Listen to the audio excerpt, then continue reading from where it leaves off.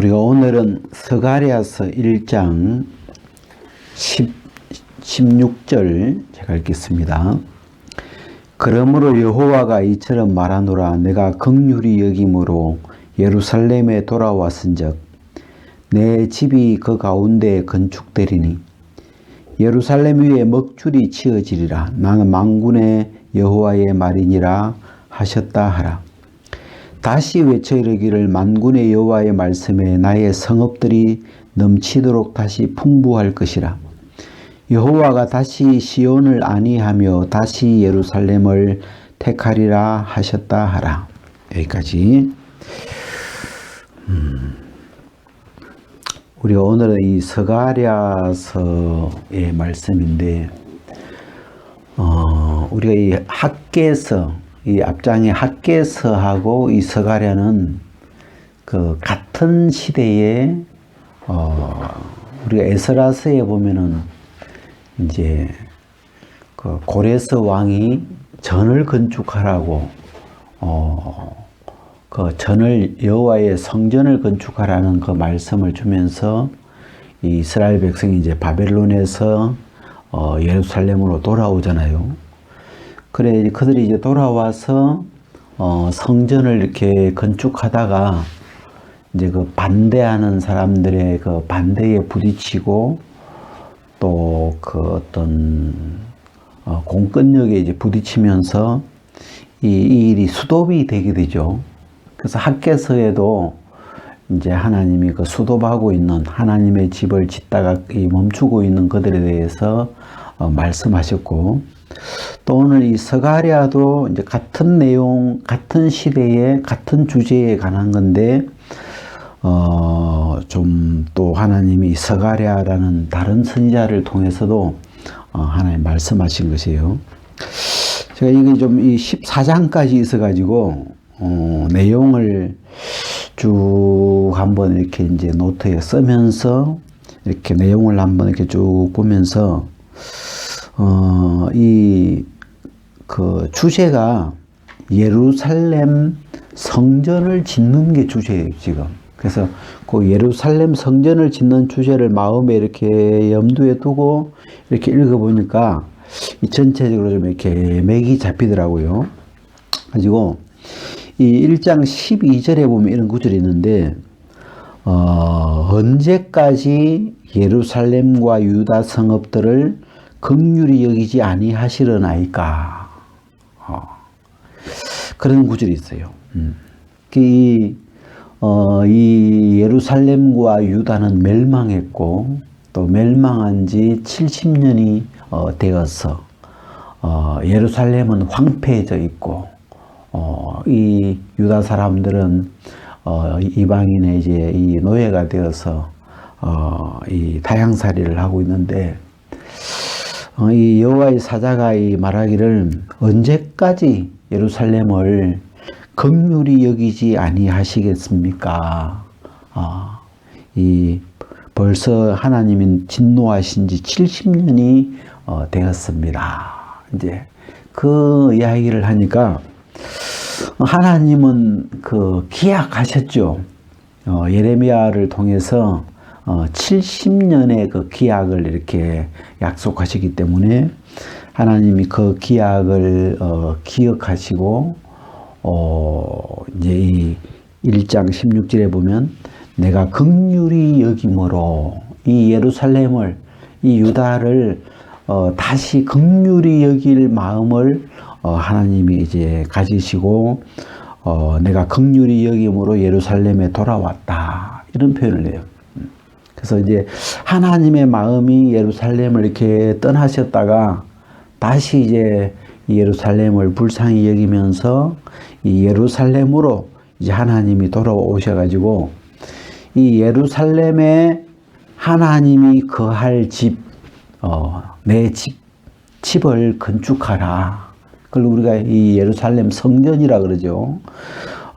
그래 그 집을 건축하라는 그 말씀을 이렇게 하셨는데, 거기에 이제 이 공사가 진행이 되다가 수도비 되어 있는 거예요.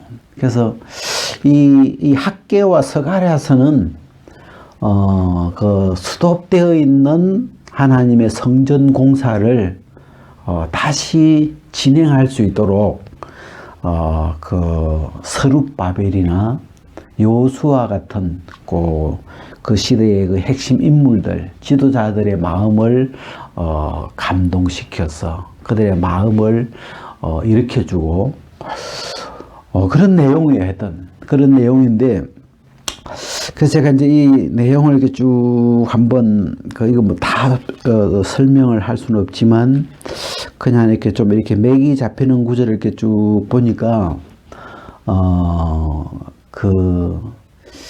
이 여호와의 이 성전, 성전이 건축되면서 하나님이 이 예루살렘에 이제 거하시게 되고, 하나님이 이 예루살렘에 이제 함께 거하시게 되면, 그 이제 뒤에 보면, 뒤에 이렇게 12장쯤에 이렇게 가보면, 그 어떤 내용들이 이제 많이 나오냐면, 12장에 이렇게 가면, 2절에 보라 내가 예루살렘으로 그 사면 국민에게 혼치케 하는 잔이 되게 할 것이며, 또 3장에도 내가 예루살렘으로 모든 국민에게 묵은 돌이 되게 하리니, 그리고 5절에 보면 유다의 두목들이 심중에 이르기를 예루살렘 거민이 그들의 하나님 만군의 여호와로 말미암아 힘을 얻었다 할지라. 그러니까 이 하나님이 예루살렘 성전이 이제 건축이 되고 이 예루살렘에 함께 거하면서 예루살렘은 작은 도시인지 모르지만 그때부터 이 예루살렘에 하나님이 함께 거하면서 이 이제 본문 내용에도 그렇게 나오는데, 이 예루살렘을 치러 오는 여러 나라들이 있었어요. 이 예루살렘을 멸망시키기 위해서 여러 강대국들이 이 예루살렘을 이제 공격을 하는데, 하나님이 그 예루살렘을 치러 온 이 열국들을 하나님이 나가서 다 막으시죠. 하나님이 이 예루살렘의 그 불성곽이 되겠다. 내가 이 예루살렘을 지키는 성곽이 되겠다. 그러시면서 이 하나님이 그 전쟁에 이제 나가셔서 그 적들을 자기들끼리 막 싸워서 죽게 하고 하여튼 그러면서 이 열국들이 예루살렘에 함께 계시는 하나님의 이 존재를 이제 보면서 그들이 이제 마음이 이 예루살렘 앞에 꺾이게 되고 항복하게 되고, 그래가지고 이제 이 마지막 이 13장 14장 뒤로 이렇게 가보니까 그 예루살렘을 공격했던 침략했던 그 열방들이 이제는 그 예루살렘에 계시는 그 여호와를 숭배하기 위해서 해마다 늘 초막절이 되면 예루살렘에 올라와서 거기서 초막을 이렇게 지어놓고 하나님 앞에 이렇게 제사를 드리고 하나님을 섬기고 하나님을 찾고 같이 예배드리고 막 그런 이제 그 모습으로 이 스가랴서 14장이 이렇게 마무리가 돼요. 그래서 얼마나 많은 그 이방인들이 이 예루살렘에 모여들었는지 뒤에 보면은 그런 표현이 있는데, 이제 이 예루살렘 성전 안에 그 하나님 앞에 제사를 드릴 때 솥이 있잖아요. 솥에 이제 그 짐승을 잡아가지고 그 고기를 삶고 그런데 이 이방인들이 너무 많아가지고 솥이 부족한 거예요. 그래가지고 예루살렘 성전이 아닌 이 유다 땅, 이 예루살렘을 비롯한 그 주변 여러 이렇게 유다에 있는 도시들에 있는 그 사람들의 집집마다 솥이 있을 거 아니에요. 그 성전의 솥이 너무 부족하니까 이 유다에 있는 그 백성들의 그 솥을 이 이방인들이 가져와 가지고 거기다가 이제 양을 삶고 막 소를 삶고 그러면서 이 모든 솥이 예루살렘과 이 마지막 절이 그건데, 예루살렘과 유다의 모든 솥이 만군의 여호와의 성물이 될 것인즉, 그런 이제 그만큼 이제 많은 외국인들이, 많은 열방들이 와서 이 예루살렘에 거하시는 하나님을 찾기 위해서, 하나님께 은혜를 입기 위해서, 하나님께 예배드리기 위해서 많은 사람들이 이제 오는 모습을 지금 이 스가랴서는 이렇게 될 것이다. 지금 이 성전이 지어지면, 예루살렘 성전이 지어져서 하나님이 너희와 함께 거하시게 되면, 지금 이 너희들을 이 침략하던 많은 이 민족들이, 많은 열강들이 그 하나님 앞에 무릎을 꿇고 이제는 오히려 하나님을 섬기는, 이 예루살렘을 섬기는 그런 민족들이 될 것이다 하고 그 비전을 보여주는 거예요. 그러니까 이 이야기를 막 들으니까 지금 누가 듣고 있냐면, 이 이야기를 스룹바벨이나 제사장 여호수아나 이제 이 백성들이 이제 듣고 있는데, 그 말씀을 하나님이 하시니까 너무 신나는 거죠. 야, 역시 우리가 이 믿었던 하나님, 우리가 이 섬겼던 하나님, 역시 만군의 하나님이구나. 정말 위대하신 하나님이구나. 이 하나님 앞에 어떤 민족도 다 무릎을 꿇는구나. 그러면서 우리가 좀 이 내용은 익숙하지 않지만, 이 말씀을 듣고 있는 스룹바벨에게 하나님이 그 이야기 하죠. 큰 산아, 네가 무엇이냐?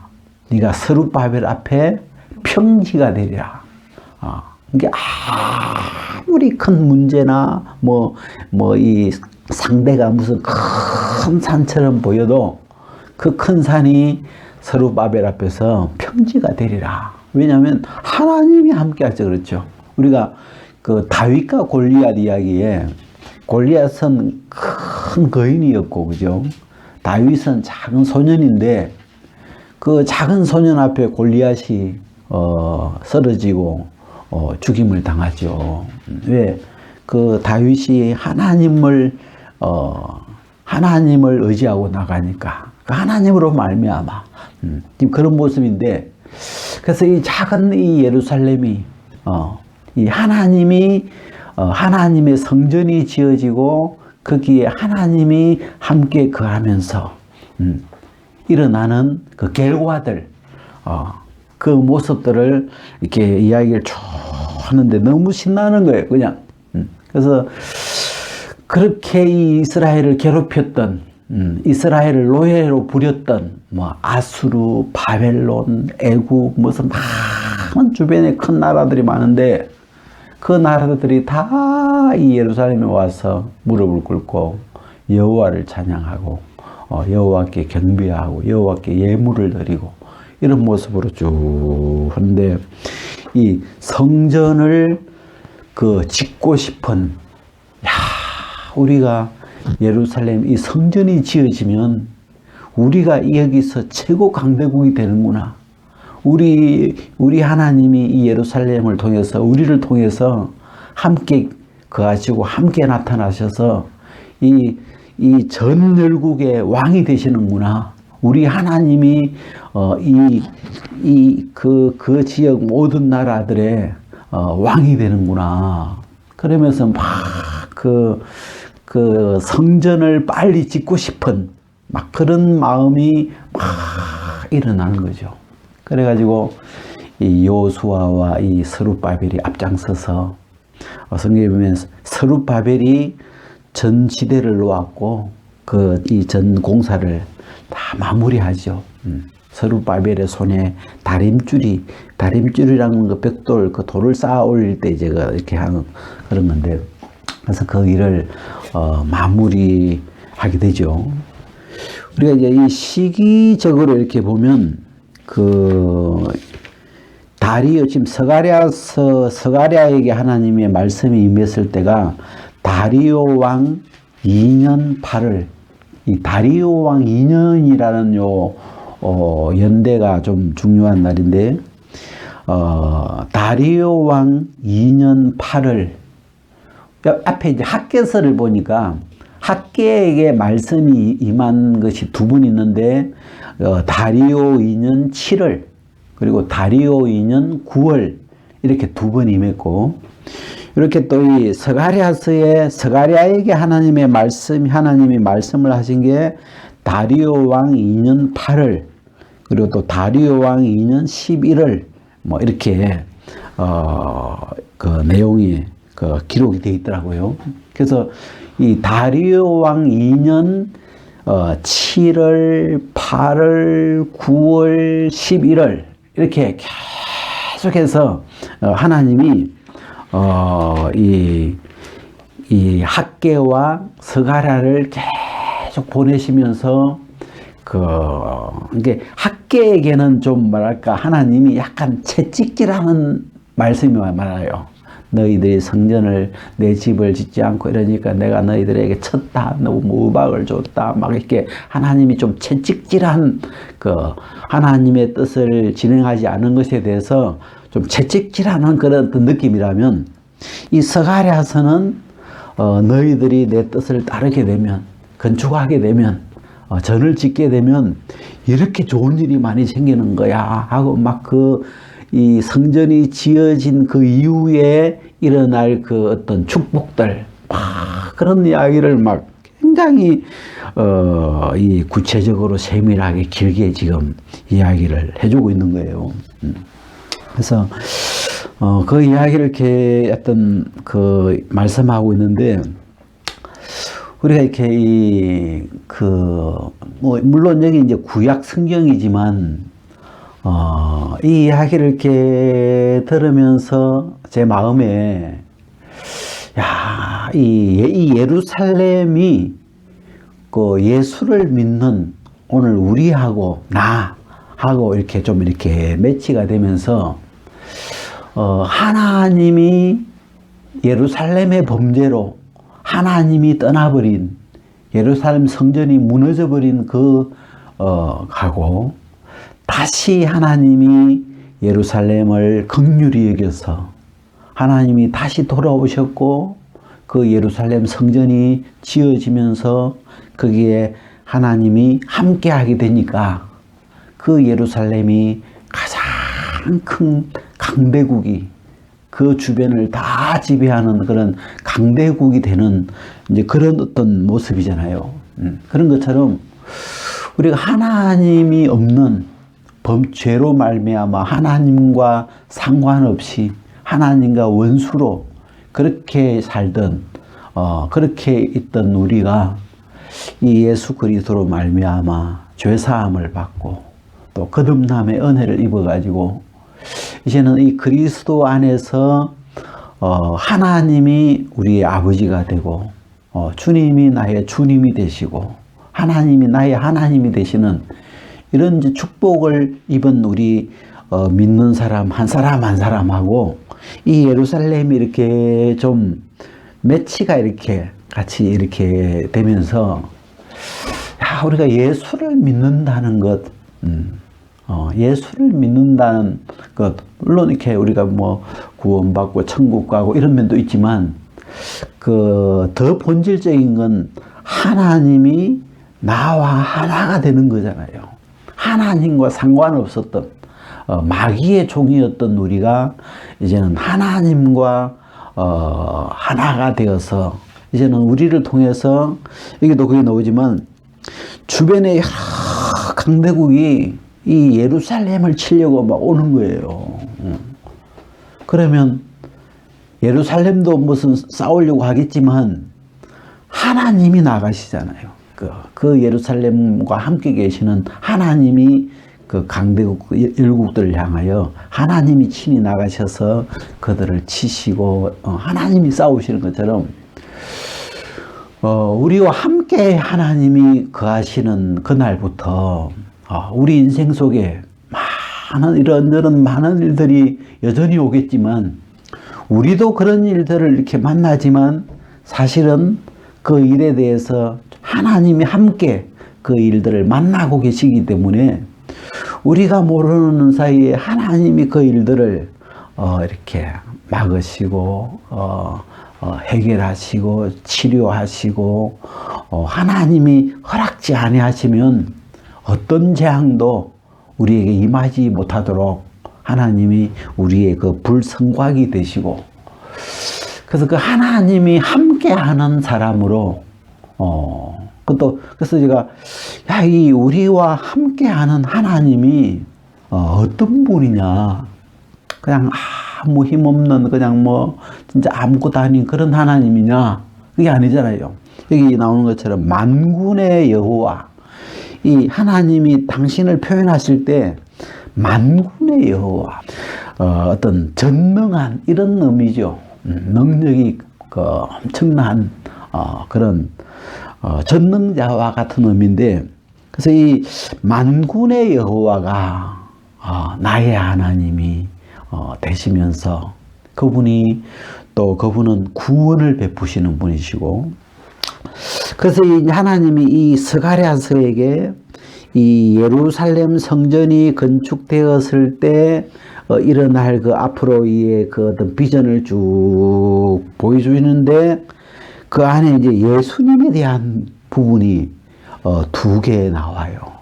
하나는 그 나귀 새끼를 타고 예루살렘에 입성하실 때, 예수님이 나귀 새끼를 타죠.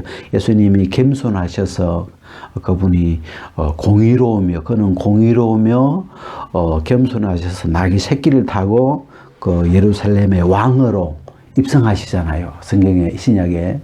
근데 그 대목이 하나님의 이 눈에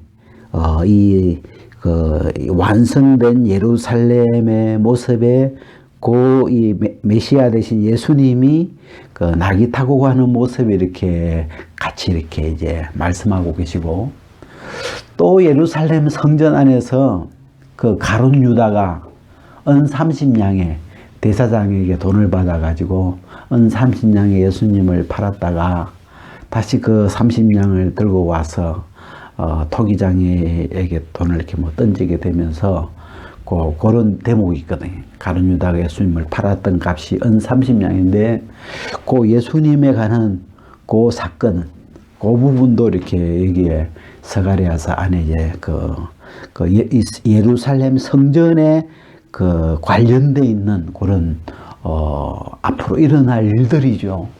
그래서 하나님이 예루살렘 성전을 이렇게 비전이 앞으로 일어날 그 예루살렘을 중심으로 일어날 일들을 이렇게 말씀하시는데, 그 안에 이제 이 복음도, 예수 그리스도의 이 모습도 두 번 이렇게 말씀하고 계시죠. 그래서 제가 이 스가랴서를 이렇게 읽으면서 이게 이제 긍휼부터 시작이 되더라고요. 내가 언제까지 긍휼히 여기지 않겠습니까? 이 긍휼이라는 것은 아무 조건이 없는 사람, 하나님 앞에 아무것도 내놓을 게 없는 사람, 죄밖에 없는 사람, 하나님 앞에 내놓을 거라고는 죄밖에 없는, 내 의의가 전혀 없어서 그냥 죽으라면 죽을 수밖에 없는, 내버려두면 죽을 수밖에 없는, 우리가 에스겔서 같은 데 보면 피투성이, 이 이스라엘을 표현할 때 내가 피투성이가 되어서 버려져 있는 걸 하나님이 이렇게 불쌍히 여기서 할 때, 그때 이제 긍휼이잖아요. 그냥 내버려두면 죽을 수밖에 없는 피투성이 같은 너를 내가 불쌍히 여겨서 씻겨서 이렇게 했다고 이렇게 이야기하셨는데, 이게 이 이스라엘의 어떤 본질이죠. 근본 모습인데, 그래서 처음부터 하나님은 이스라엘을 택하실 때부터, 예루살렘을 택하실 때부터 긍휼로 택하신 분이시고, 또 다시 예루살렘을 택하실 때도 여전히 무슨 조건을 가지신 게 아니고 긍휼히 여겨서, 내가 너를 긍휼히 여김으로 예루살렘에 돌아왔다. 불쌍해서 내가 너를 함께 하려고 돌아왔다, 이런 말이잖아요. 그래서 너희들은 내 집이 예루살렘 가운데 건축이 되리라. 내 집을 건축하라. 그래서 이 예루살렘을 하나님은 이 구약에서는 이 성전, 예루살렘 성전, 예루살렘 또 이 성전 이런 게 굉장히 이 어떤 핵심되는 내용인데, 그래서 이 예루살렘이 가지고 있는 어떤 영적인 그 어떤 본질은 하나님과 연결하는 장소잖아요. 하나님이 거하시는 집이기 때문에 이 이스라엘과 하나님이 함께 이렇게 하나가 되는 그 어떤 연결 공간이 예루살렘이라는, 예루살렘 성전이라는 공간이기 때문에 이 예루살렘 성전을 지으라는 말은 하나님과 이 예루살렘이 하나로 연결되는 그런 연결고리이기 때문에 굉장히 중요한 포인트죠. 우리 이제 신약에 이렇게 예수 그리스도가 이제 오시면서부터는 우리가 이 성전이 건물 개념에서 사람으로 예수 그리스도가 하나님의 이제 성전이 되시면서 그게 이제 사실은 더 본질적인 거죠. 이 구약에 나오는 이 예루살렘 성전은 예수 그리스도의 어떤 모형이나 그림자라고 이렇게 할 수 있는 건데, 그래서 이 사람이 예수 그리스도가 이제 하나님의 성전으로, 왜 하나님이 예수 그리스도 안에 함께 계시니까, 그래서 사람이 하나님의 성전으로 되는데, 그 예수 그리스도를 우리 마음에 이렇게 믿음으로 받아들이면서 우리가 하나님의 성전이 되고, 하나님이 함께하는, 함께 거하는 사람으로 우리도 하나님의 성전이 되는 그런 이제 과정을 갖게 되는데, 그래서 이 하나님과 하나가 되냐 안 되냐, 하나님이 나와 함께 계시느냐 안 계시느냐, 하나님과 연결이 되나 안 되나 하는 그 부분에 이 키워드가 이 예루살렘 전을 건축하는 이 부분이더라고요. 그래서 그거에 대해서 하여튼 이 내용은 그런 부분들을 이렇게 잘 표현을 했는데, 하여튼 제가 이렇게 그런 내용을 한 구절만 더 봅시다. 10장 6절에 보면 그 중간에 그런 게 있는데, 내가 그들을 긍휼히 여김으로 그들로 돌아오게 하리니 그들이 내게 내어 버리움이 없었던 것 같이 되리라. 나는 그들의 하나님 여호와라. 내가 그들을 들으리라. 이 긍휼이라는 표현이 참 많이 나오더라고. 내가 그들을 긍휼히 여김으로 그들로 돌아오게 하리니. 이게 이 모든 출발점이 이 구약이지만 우리가 그 신약 성경에서 하나님을 표현할 때 긍휼에 풍성하신 하나님 이렇게 하잖아요. 근데 그 긍휼이 신약에서 긍휼이 나타난 게 아니고 이미 이 구약에서의 어떤 그 하나님이 긍휼에서부터 시작이 되더라고요.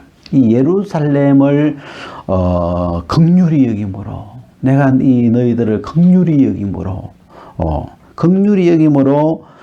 그들로 돌아오게 하리니. 이게 하나님이 예루살렘으로 돌아오신 것도 하나님이 긍휼히 여겨서 그런 거고, 또 하나님이 그들을 하나님께로 돌아오게 하는 것도 하나님이 긍휼히 여겨서 긍휼로 말미암은 것이고, 그래서 이 모든 일을 우리가 예수 그리스도가 이 땅에 오시게 된 것도 하나님이 이 세상을 긍휼히 여기심으로 그렇게 말할 수 있잖아요.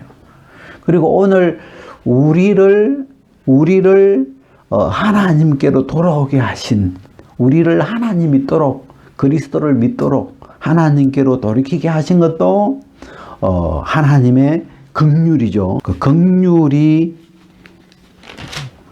회개케 하신다, 그런 내용이 있는데, 그래서 이 모든 어떤 일의 출발점이 하나님의 그 풍성하신 긍휼에서 출발을 했고, 그 다음에 긍휼을 입을 수 있는 사람은 아무 조건이 내 자신에게 내게 아무 조건이 없는 사람들이었죠. 하나님 앞에 무슨 내놓을 만한 내가 행한 옳은 것이 전혀 없는 사람, 내 편에서는 입을 열 자격이 전혀 없는 사람, 그냥 죽을 수밖에 없는, 그냥 하나님이 버려두면 버림을 당할 수밖에 없는 그런 자들인데, 하나님이 그들을 불쌍히 여겨서, 그들을 긍휼히 여겨서 하나님이 돌아오셨고, 하나님이 또 그들을 돌이키게 해주셔서, 하나님이 지금 또 이 성전을 짓는 과정을 봐도 시작도 하나님이 사실 하셨죠. 그래서 마음을 움직여서 긍휼히 여겨서 이 일을 시작하셨고, 또 이 하다가 이제 이 사람들은 또 형편에 이렇게 중지가 되는데, 또 하나님이 이 일을 다시 시작할 수 있도록, 건축을 계속 마무리할 수 있도록 하나님이 이렇게 하시는 것도 우리가 하나님의 긍휼이라고 이렇게 생각할 수 있고, 그래서 이 하나님의 그 풍성한 긍휼이 사실 이 구약 성경 안에도 하나님의 긍휼이 풍성하게 이미 나타나고 있어서, 우리가 신약의 성경에 보면 긍휼에 풍성하신 하나님이 하고, 그분이 그리스도를 보내셔서 이 그리스도의 죽고 부활하심으로 우리를 거듭나게 하셨다. 이 예수 그리스도를 죽은 자 가운데서 살리시니가 바로 긍휼에 풍성하신 그 하나님이신. 그래서 그렇게 이게 우리가 이 맥이 연결되는데, 그래서 이 스가랴서를 이렇게 쭉 읽으면서 또 한 구절은 이 샘, 죄와 더러움을 씻는 샘이 예루살렘에 열리리라. 우리가 이 구절에서 아까 우리 불렀던 찬송처럼 우리 죄를 정결케 하는 샘이 예수 그리스도를 나타내죠.